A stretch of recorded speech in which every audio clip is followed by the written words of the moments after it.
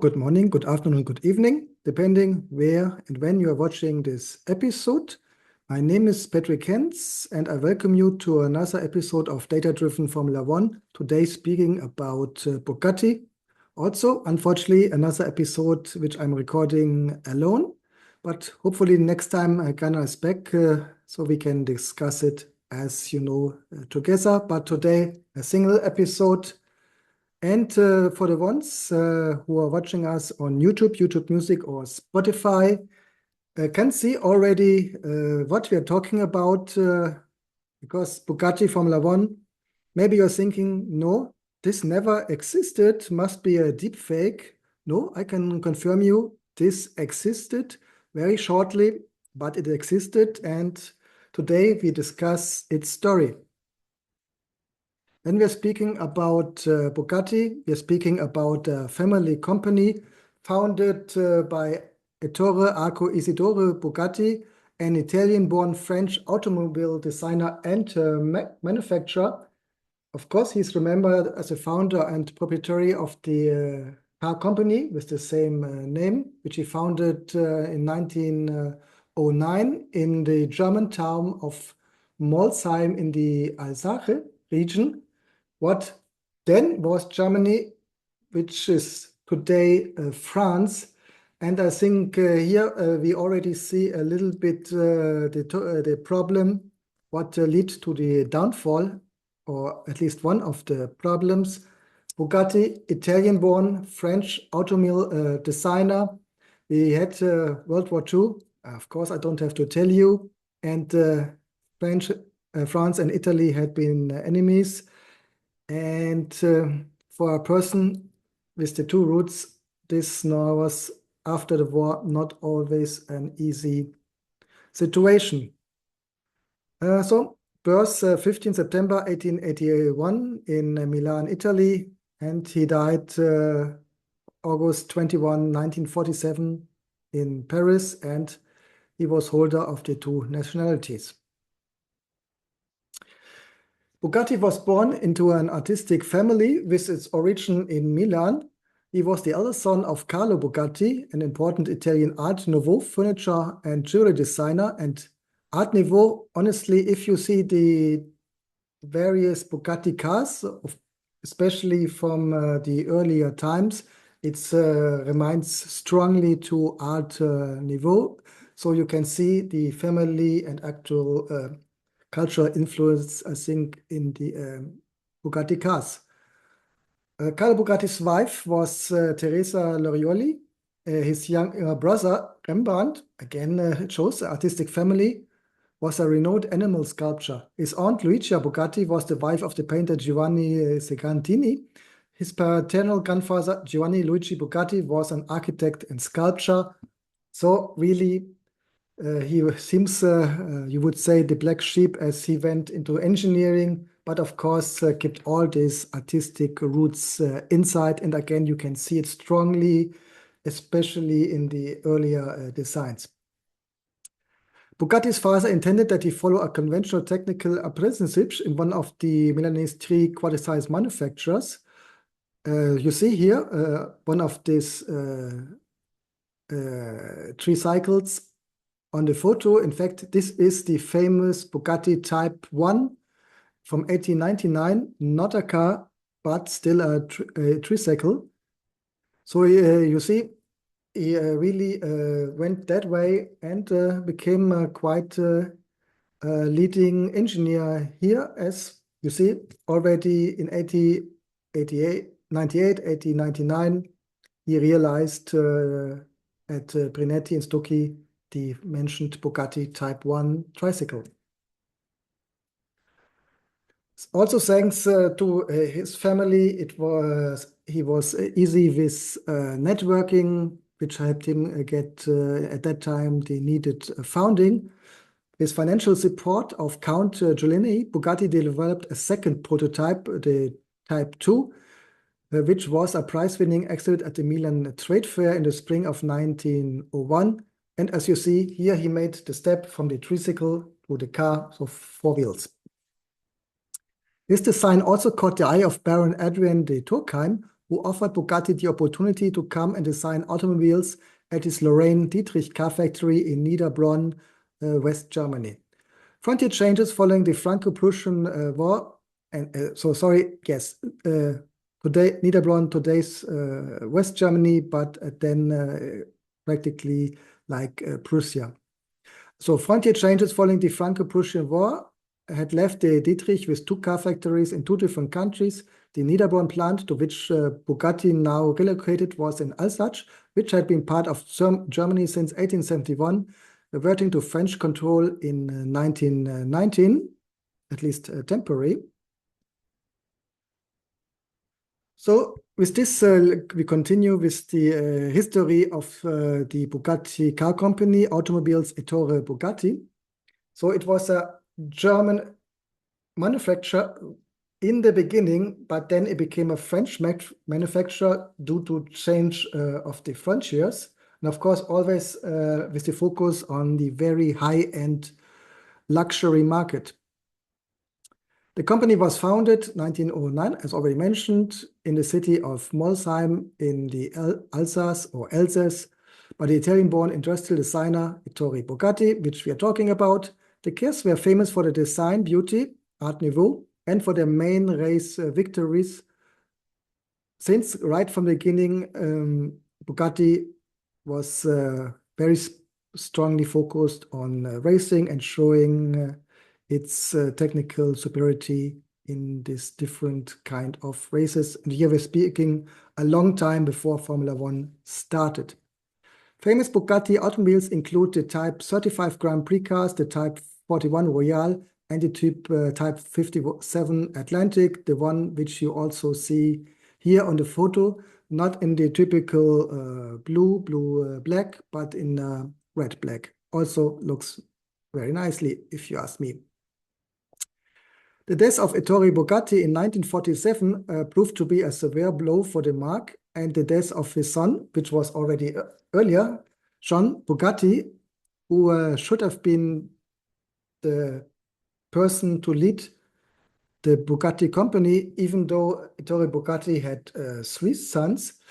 So he died earlier, and with this, honestly, after the death of Bugatti Senior, it also meant the end of the company as we had known it.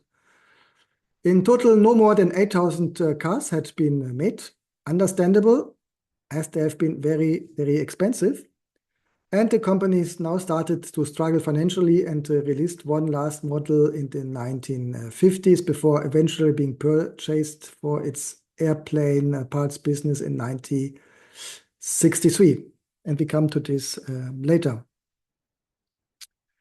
So World War II left the Molsheim factory practically in ruins, and the company lost control of the property. Due to Bugatti's Italian nationality, the French government seized property from the company, and in opposite to the classic French companies which received support by government to build up again, Bugatti, due to the Italian nationality, not only not received support, but also a property has been seized away from it. So, as said, unfortunately, due to his immigration status, wrong nationalities, wrong passport, it seems this played a crucial role for Bugatti's downturn, even maybe not the only reason. As mentioned, Bugatti was focusing on the upper market, and Europe after World War II was maybe not the best place to sell luxury cars. During the war already, Bugatti planned a new factory at Le Vallon, a northwestern suburb of Paris. After war, Bugatti designed and planned to build a series of new cars, including the Type 73 road car and the Type 73C single-seat racing car. But in all, Bugatti built only 5 of these Type 73 cars.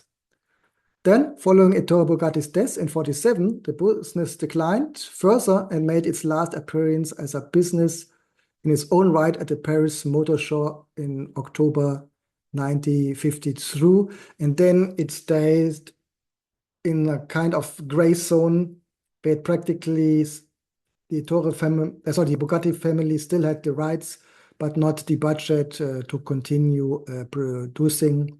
And again, we will come to this later, as this led to the fact that they entered Formula One.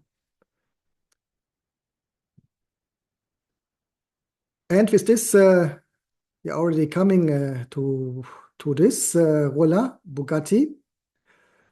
After the death of his brother Jean Bugatti in 1931, the one who should have led the company, and his father in 47, Roland Bugatti, at the age of 25, together with Marco Pierre, a former pilot and a loyalty partner of the plant, tried to reanimate the Bugatti company. Difficult, as I said, French government not supported them, took away their property, so there was not the budget to do this on their own. So they had to find companies to finance this, to partner with. And that's why what they tried in these years before. In 1963, Bugatti was sold to the aerospace company Hispano-Suiza, who bought them mainly on the experience in airplanes and airplane parts. Hispano-Suiza also before had been producing car, but not anymore in the 1960s. Let's switch a little bit the focus for the moment, and we are speaking about car racing, which since the beginning played a crucial role for the Bugatti business. Also remember that especially in time before World War II, it was mostly an epoch of the gentleman drivers, meaning the drivers had not paid, or most of them not paid by the manufacturers to race, but have been rich people, also often with a blue blood background, who bought their cars and supported by the manufacturers or racing teams, used their own cars to participate in the various races, which could be Le Mans or could be other street races as the Targa Florio, for example. So the company Bugatti enjoyed great success in early Grand Prix motor racing. In 1929, privately entered Bugatti won the first ever Monaco Grand Prix. Racing success culminated with driver Jean-Pierre Villemille winning the 24 Hours of Le Mans twice. In 1937 with Robert Benoit, and 1939 with Pierre Véron. Véron, famous name if you are a Bugatti insider, because they named one of the latest super cars Veyron. Bugatti cars were extremely successful in racing. The little Bugatti Type 10 swept the top 4 positions at its race. The 1924 Bugatti Type 35 is one of the most successful racing cars. The Type 35 was developed Bugatti with master engineer and racing driver Jean Cassin, who also drove it in the car's first ever Grand Prix in 1924. Bugatti swept to victory in the Targa Florio in southern Italy for 5 years straight from 1925 through 1929. And I think most of you who love Bugattis know this Type 51, the classic Bugatti, if you think about a Bugatti race car. And not in this episode, but I will share it maybe on our Instagram account. I played around a little bit with AI, asking how a Bugatti Formula One car would look today, and there the AI mixed the design of this classic racer with a modern Formula One design. Quite funny, not very realistic. That's why you will not see it here, but I think I put it on the Instagram. So here you see one of the Bugattis from the post-war times. This is the Bugatti Type 101, made by Bugatti in 1951 and 52. And quite funny, even one was bought in 1965, later as the company was already acquired. In order to restart production after World War II and the death of Ettore Bugatti and his son, This Type 101 was developed based on the pre-war Type 57. Unfortunately, the story didn't work well. Only 7 chassis were built, one additional in 65 by the Italian company Ghia, and all have been bodied by they've been bodied by 4 different coach builders, including Ghia. So you will see a different design. Hopefully, you see this on YouTube Music, or Spotify. Then you can see this picture of this typical blue car. If you don't see the logo, it may remind you more to a classic 1950s or until 60s Jaguar. But also on this photo, as the steering wheel is on the right, but this is a Bugatti and should have been the restart, the future of the company, which unfortunately never came. Another try to find attention also by people to invest in the company had been the sporty 252. It was developed between 57 and 1962 and was the last car proposed by the historic Bugatti brand before it was sold to Hispano-Suiza in 1963. The Bugatti Type 252 is the result of a mid-size sports car study conducted by Roland Bugatti and was designed by Italian coach builder Giovanni Michelotti. It was reportedly pitched to multiple different investors, but never was founded and remained a one-off. Unfortunately, but on the positive side, the car still exists. And the design directly before the 252 was, you may imagine, the 251. And now, finally, we are at Formula One. The final resurgence of the original Bugatti at the races was the Type 251, completed in 1955, designed by Jini Colombo, known from Ferrari, as he designed the first motors for them. And we come back to this in some seconds. It was powered by a new 2.5-liter engine straight 8, quite similar to the older Alfa Romeo engines, and which is also no coincidence. Uniquely, this engine was mounted transversely behind the driver. For the first time in a Bugatti, an oversquare engine was used with a 76mm bore and 68.5mm stroke. A long tube rear suspension was also a novelty for the company, so it was in vogue at that time. With this, the Type 251 was entered in the 1956 French Grand Prix driven by Maurice Trintignant, a famous French Formula One driver, but was not competitive and retired after 18 laps. So you see, the Bugatti Formula One story is quite short, not only limited to one season, but it is really just limited on one race, the French Grand Prix, the only race weekend Bugatti participated in Formula One. And you can imagine why they did this. Yes, they wanted to get worldwide attention to show this quite revolutionary car, even if not competitive. It was already with engine behind the driver, so it was in this question ahead of the time, even if Cooper already had race cars with mid engine. Here you see the mentioned 2.5-liter straight-up engine producing 250 horsepower and designed by the legendary Jini Colombo. Colombo started his fame designing very competitive engines in 1937. where he was responsible for the Alfa Romeo 158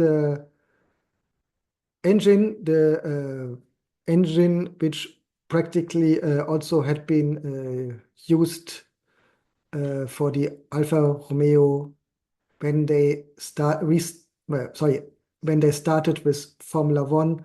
You may say they restarted it, as we had a similar monoposto series already before World War I. So the Alfa Romeo 158 winning the 50 and 51 Formula One season was practically already developed in the year 1937. But already before Alfa Romeo won these championships, Columbo left Alfa Romeo and went to Ferrari. And there he had been responsible for the engines for the Tipo 125, 159, and 166. Then again, he went to 3 years for Alfa Romeo before he changed to the local competitor Maserati, where he was responsible for the engine for the Maserati 250F, also very successful in Formula One. Then 2 years later, he supported the Bugatti project with the engine for the Type 251, which is based on his experience, especially at Alfa Romeo. Here you see on the photo Jini Colombo in the middle, together with Luigi Bassi, also working for Alfa Romeo at that time on the right. Colombo was born in Legnano and began to work as an apprentice to Vittore Jano, the famous designer, which was brought to Alfa Romeo by Enzo Ferrari. Then Jano, after he left from Alfa Romeo, went to Lancia, designing their famous Lancia Formula One car, topic for another episode. And before Enzo Ferrari could motivate him to come back, in fact, he acquired the Lancia Formula One team, and Vittore Jani worked again for Enzo Ferrari. Columbo, as mentioned, worked for Alfa Romeo, Ferrari, Maserati, and Bugatti, and then his last station had been MV Agusta from 1957 to 1970. Another great photo of the Type 251. Here you see Maurice Trintignant already inside the car. I mean, it looks very interesting, a little bit more aerodynamically, maybe as we had known from pre-war races, especially from Auto Union, Mercedes-Benz. So, but also Maserati had some similar designs, at least for the high-speed races. It seems to be a little bit shorter, but also maybe a little bit overweight, at least in if you see it on the photo. And let's talk a little bit about the driver. As being a successful Formula One team, you need to have all the structure together, the person at the top, the person responsible for the engine. But of course, the driver is always a special position, not only due to the influence to success and failure, but also as the drivers are the people who also put their life on risk, especially 1950s, 60s, up to 70s. Full name was Maurice Bienvenu Jean-Paul Trintignant. He was a French racing driver and came from a family of winemakers, something where he also went back after he finished his racing career. So even if he only had 2 victories in Formula One, one third victory for a racing driver at that time, you may say, is surviving Formula One, and this he also achieved. So again, he lived, born October 1970, and he died, I think, with 87 years, February 13, in 2005 in Reims, France. So he really had a long life, and seems also a happy life doing the things he loved. He was a fast driver, maybe not the fastest one, but he was very steady, didn't cause much accident, important for especially for the smaller teams with a limited budget.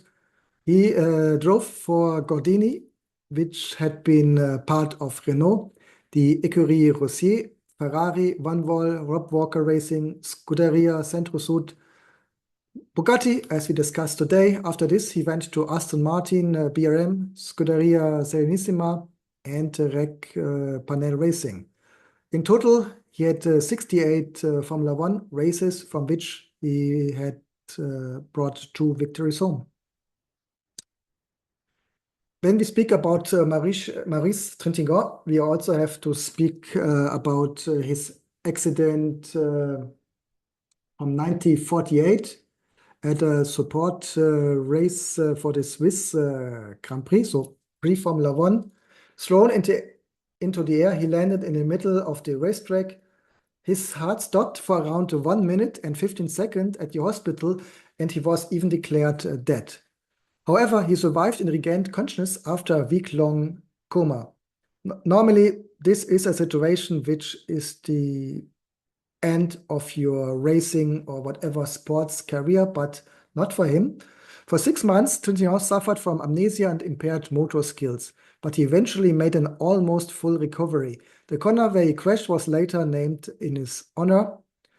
During his recovery, his wife gave him a stuffed teddy bear, which he kept as a good luck charm in his pocket while racing for the rest of his career.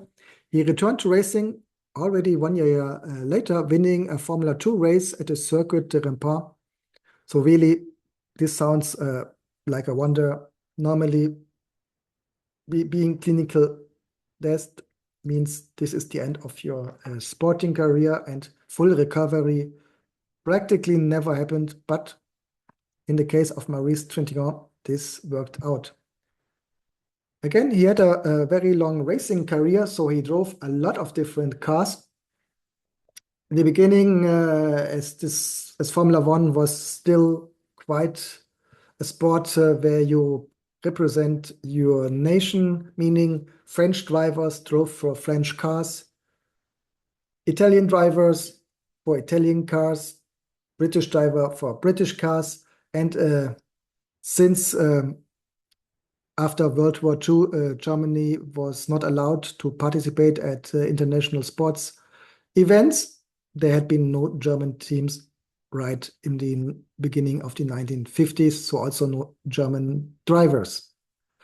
Then he at 54 he changed to Ferrari. Does not mean automatically for the Scuderia Ferrari, but in 54 he drove for a private team using a Ferrari car. Then British Vanwall returned Ferrari. Then several years for Cooper, and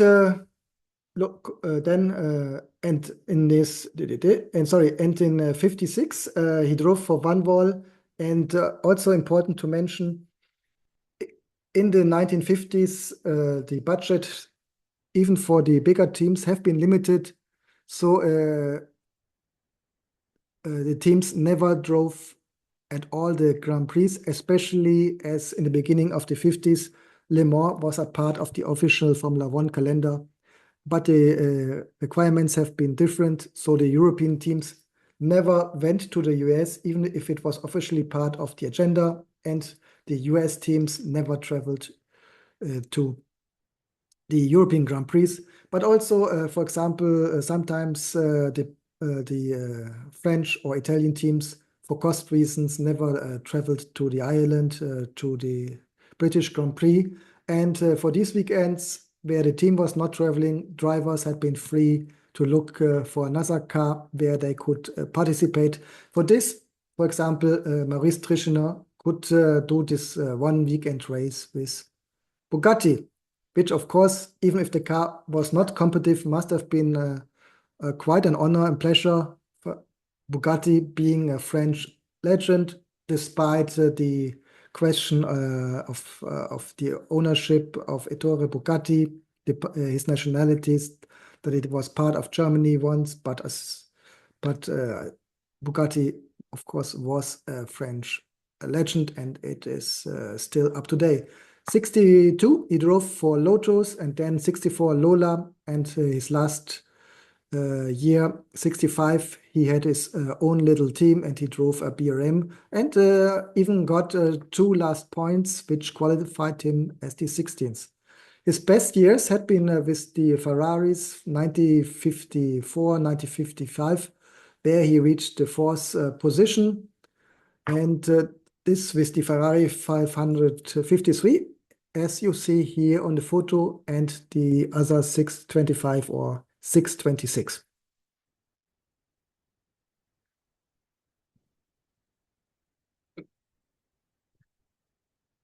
Let's compare the Bugatti Type 251 with other designs known by Columbo. Here you see the 1940 Alfa Romeo Tipo 512, which you can see at the Alfa Romeo Historic Museum in Milan. Gunnar and I always recommend you read the biographies, but also if you have the opportunity, try to visit the car museums, independent if they are by the big car manufacturers as Alfa Romeo, or just small ones created by small teams, by fans. Really always very inspiring. So you see here the 1940 Alfa Romeo Tipi 512, not used for any bigger championship. What was unique, this car had the engine in the middle behind the driver. As we already discussed, Alfa Romeo had the 1958 already in 1937, and they reused this car for the Formula One championships 1950 and 51. So they preferred using the experienced 1958 car, even though they already had a prototype with the engine behind the solution, which since the 1960s would be the standard in Formula One. So you see, through war times, forgetting all the cruel, as we know, of course, from World War II, on Formula One, on motorsports, it has the impact that we lost around 15 years of development, as we already had been here, 1914, but 10 years later, Alfa Romeo still used the front engine 58 instead of this Type 512 with the rear engine. So this concept Colombo remembered, and this, I think, also influenced the Bugatti Type 251, which have been a little bit ahead of time, having the engine behind the driver. It was not the first car. As I said, Cooper had this already in Formula 2, but in Formula 1, they had been quite early. Even though it was not the first car, because already earlier, Cooper had the Formula 2 car qualified for the Monaco Grand Prix, so quite early, but officially not the first Formula 1 car with a rear engine. Also, Alfa Romeo not invented the middle engine. You see here, and we discussed it already in the last in one of the earlier episodes when we spoke about Auto Union and Audi. So you see here in 1936, so 4 years before Alfa Romeo, the dominating Auto Union Type C here, as you see, had the engine behind the driver. So nothing completely new, but in Formula One, it only changed in bigger times, meaning it became the standard at the end of the 1950s.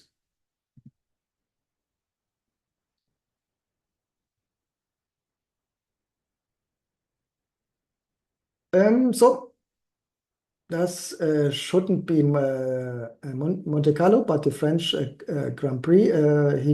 The Bugatti Type 251 qualified in 18th out of 20 with 18.6 seconds slower than the first Juan Manuel Fangio with the Ferrari Lancia D50. And this is especially the car I just mentioned earlier, who was designed by Jano, as it was originally a Lancia before Ferrari acquired the Lancia Formula One team. So it was not too fast and also unfortunately had to retire after 18 laps due to throttle problems.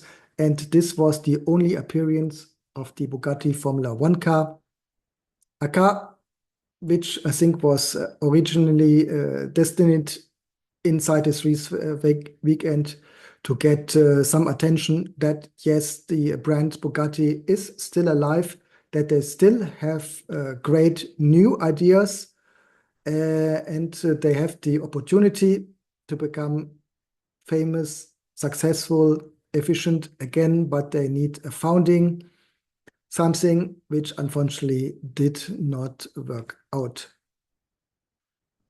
So, as a fun fact, this is the Koopa T12, a car based on Formula One specification, and it was already qualified for the 1915 Monaco Grand Prix.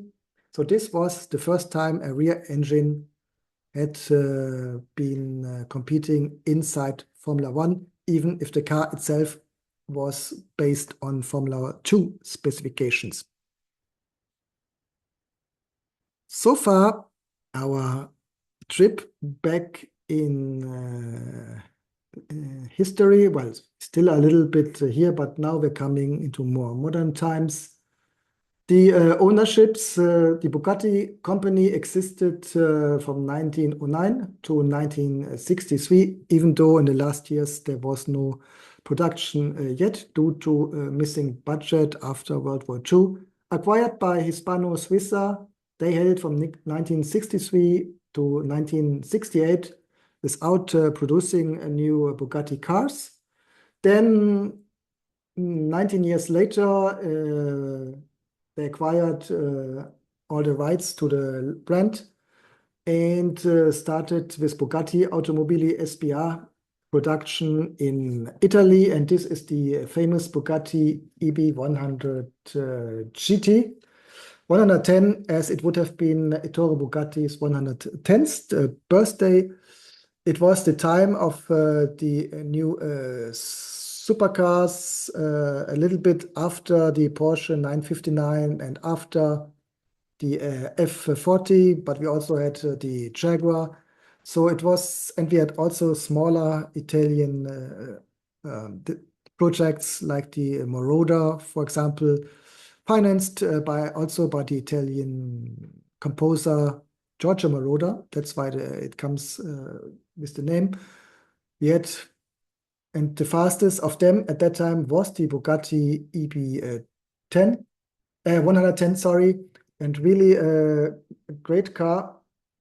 And that so that even Michael Schumacher bought one of them. This was a very unique, so a unique of the uniques, because it was yellow, just with the blue leather seats.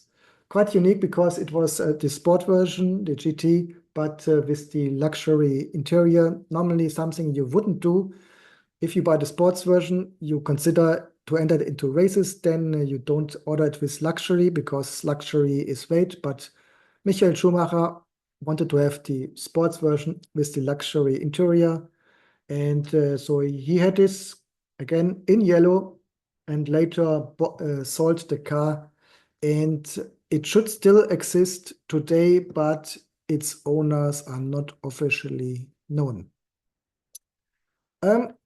Besides this, it was relatively short-lived project, 87 to 95. Then it was bought by Volkswagen, who continued developing new Bugatti cars, this from 1998 to 2021. And then it was given into a joint venture, Porsche, together with the Rimac group, so 55 Rimac, 45% Porsche. That's why the company is called now Bugatti Rimac, and they are today's owners, and still they are developing new Bugatti supercars. So that's about the past, today. The question, tomorrow, as we are a Formula One podcast, at the end, of course, the question is, will Bugatti return to Formula One? My easy answer is no. And I mean, this for various reasons. You see, right at the moment, it's very difficult to enter Formula One. I mean, Andretti together with Cadillac, that's, I think, a quite realistic business model, but the actual Formula One rights owners don't like the idea, but prefer to stay with the brands and teams we already have, as they officially say they don't think that Andretti Cadillac would be successful over the time. So this is the status quo today, October 2024. Also, Porsche announced that they would like to return to Formula One with an engine, but then didn't found a partner. So here we have two big manufacturers which tried to enter Formula One again, and a very small company as Bugatti. I don't see that they have the budget to develop a car and or an engine. So I don't see it for these reasons. And on the other hand, Bugattis are very expensive, so they are price-wise over Ferrari, over Lamborghini, and these are, I think, and motorsports, especially Formula One, you do for marketing reasons. I mean, you love racing; it's part of your DNA, especially for Ferrari. But nevertheless, you must have a business model, and this business model normally aligns with marketing. Bugatti does not need such advertising, due to my opinion. So for these two reasons, I don't see Bugatti would return to Formula One. Also, I mean, honestly, they don't have a Formula One legacy. They had been there, just one race, not successful. So it's not that they can say that they've long Formula One history, which would be also a good reason to re-enter this sports, this championship. So even if AI created this nice image, and I will share maybe on our Instagram account some more of the designs which look a little bit more like Art Nouveau, steampunk, whatever. But I do not see Bugatti returning to Formula One. Okay, that's all, folks, for today. You can see us YouTube Music, Spotify. If you liked this podcasts, please put a like, and also check that you automatically get all the new episodes.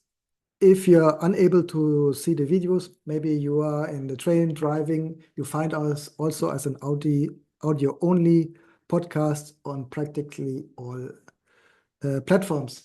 Besides this, if you have Spotify, look out for our various mixtapes. For example, Data-Driven F1 mixtape. Here we have a collection of songs inspired by Formula One, by specific drivers.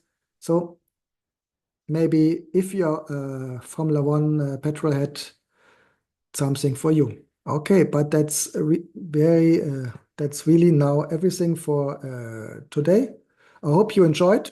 Again, please give us a like if you did so. Tell your friends, and then here and maybe also see you the next time. Hopefully again with Gunnar. We will see. Thank you. Bye bye.